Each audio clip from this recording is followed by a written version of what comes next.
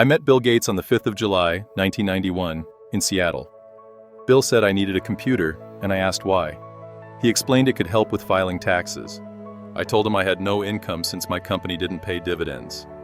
He suggested tracking my portfolio, and I mentioned owning just one stock. He then said it would change everything, and I asked if it would matter if people chewed gum.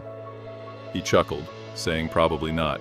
I joked if it would affect their gum choice, and he denied it.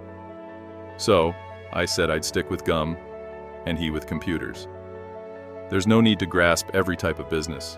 Some areas I don't get, but there are plenty of opportunities. I understand the Bank of America and can grasp part of the market.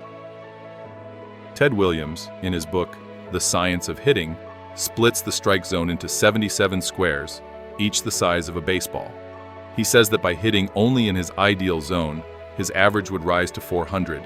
He avoids lower, outside pitches to keep his accuracy. Even in the strike zone, his average would be 230, and he explained that the most important thing in batting was waiting for the right pitch.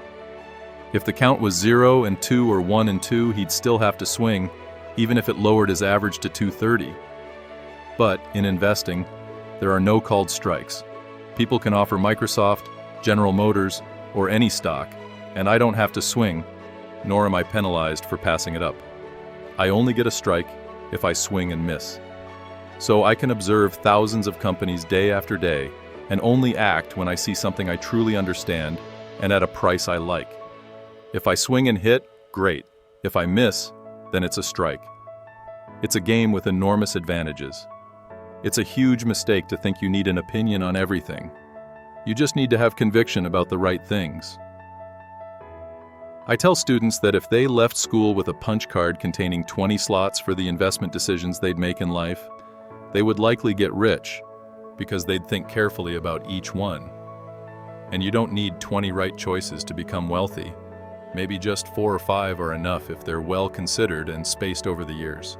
So I don't worry much about things I don't understand. If you get a handle on some new businesses and can spot opportunities, like Amazon, that's fantastic. What Jeff Bezos achieved is truly impressive, and I take my hat off to him.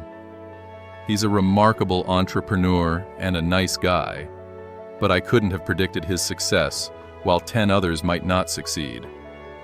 I'm not skilled enough for that, but luckily, I don't have to be. I don't need to form an opinion on Amazon, but I do have an opinion on Bank of America and Coca-Cola. Coca-Cola has been around since 1886. Every day, 1,800,000,000 8-ounce servings of Coca-Cola products are sold. Now, if you add just 1 extra cent to each serving, that's $18 million a day. Multiply that by 365 days, and you get $6,570,000,000 a year. So just 1 cent makes a big difference. Do you think Coca-Cola is worth a penny more than any other soda? I think so. And with over 127 years of history, I have a solid foundation for that belief. This is the kind of decision I enjoy making. Now, you might have an entirely different field of expertise from mine, and possibly more valuable for the types of businesses we're seeing emerge. But you can get quite wealthy if you understand just a few of these businesses and where they're headed.